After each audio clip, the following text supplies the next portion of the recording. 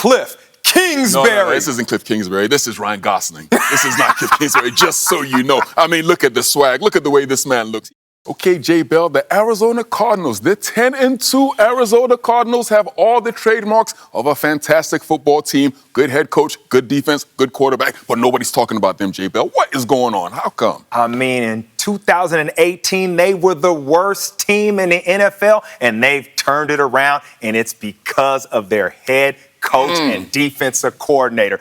Let's start off with Cliff Kingsbury. No, this isn't Cliff Kingsbury. This is Ryan Gosling. This is not Cliff Kingsbury, just so you know. I mean, look at the swag. Look at the way this man looks. He's so cool, isn't he, J. Bell? Straight movie star, and he deserves all the accolades because he's come in and he's transformed this team. He's given them attitude. He's given them effort. Remember, he was a college quarterback and a successful one at that. He's not scared of the bright lights, OC, and that's why this team is performing. Yes, he did. He led the air raid offense for the Texas Tech Red Raiders. This guy was getting the job done, and now he has a quarterback that embodies everything that he's trying to do, and we call him Kyler Little Legs Murray, J. Bell. Kyler Murray and Cliff Kingsbury are together forever. They're married for greatness. And right here, you're seeing Kyler Murray at his best. Look at this. You have three guys covering Zach Ertz. There's nowhere to go with the ball. You have to have precise accuracy, and that's what Kyler Murray has. Look at him deliver this ball in traffic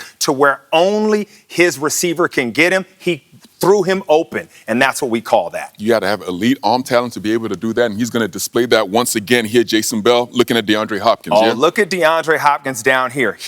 Right now, this is cover two, meaning two defenders are covering him. There's only one place he can put the ball, OC. Where's that, J. Bell? Right where you put the light of God, OC. That is the only place to go with it because you have the defender coming over the top. He put it where D. Hopkins can go up and get it. This is the diversity of his arm strength. That diversity is very important, J. Bell. Absolutely. We saw him throw it over the middle and on the outside, and this is the main thing with him. What do we call him? Little what? Little legs. And he gets to the edge, OC. But this is the main thing.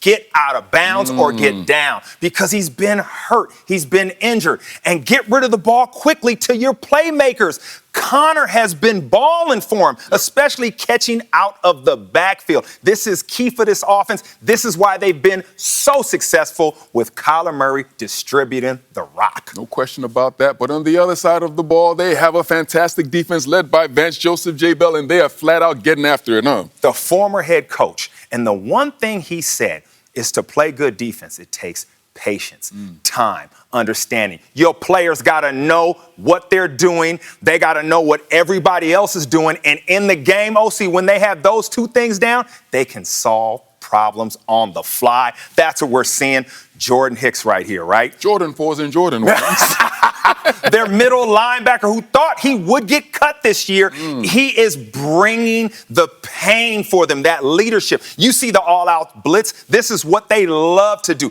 They love to frustrate quarterbacks and get in their face. He is the reason they are communicating well on that team. And in order to be able to do that, in order to be able to have that all-out blitz, you have to have fantastic guys in the secondary covering, J. Bell. Oh, man, this is what they do well. It's their zone coverage.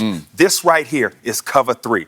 Byron Murphy has that flat area. And I want to show you what happens in zone coverage. You have your eyes on the quarterback. So what are you able to do? You are able to break on the ball. He has this area, and he has these two threats right here. Yes, he has to play in between those players. High stress situation to be in. That is a very stressful situation, but he has eyes on the quarterback, and that's because he's making and fixing things on the fly. This is a tip by Chandler Jones. He breaks on the ball. This is why they're coming up with so many turnovers, OC. Incredible Arizona Cardinals, flat-out fantastic football team, getting the job done, J. Bell. Straight balling, my brother.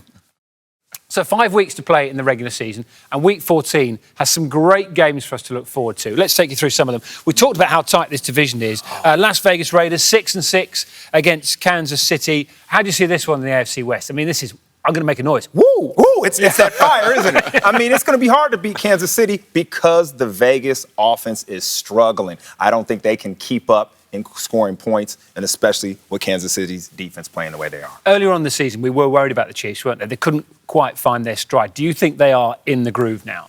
Well, I think they're in the groove defensively. Offensively, they still haven't found their way, but defensively, they are playing absolutely lights out. They're going to stifle the Las Vegas Raiders. I don't see a way in which the Vegas can win this game. Let's take you to the AFC North, and I think two of the most consistently inconsistent teams in Baltimore at Cleveland. If you're a fan of these two, I mean, there's been some brilliant moments this season, but a lot to annoy you as well. Absolutely. But it's going to be a dogfight because these teams hate each other. Baker Mayfield finally might get a little healthy after the bye week. So many injuries on the Baltimore side. So I'm leaning towards the Browns. 6-6 for Cleveland. It's got to that stage where you've got to start winning games. Make or break now, isn't it, for them? No question about that. A desperate football team coming off the bye. They do have that running game. Defensively, I think they're going to be able to overwhelm Baltimore with the way they're going to be able to play. I look for the Browns to win this game. OK, Bills at Tampa Bay as well. If you look at the Bills' record this season against winning teams, I think they've only won one. They've lost 4. So this is a big test for them, isn't it? I mean, you just made my choice right there. Right, OK. Put the math I threw a fact bomb at you right there. Listen, like I said, leadership, it counts, Dan.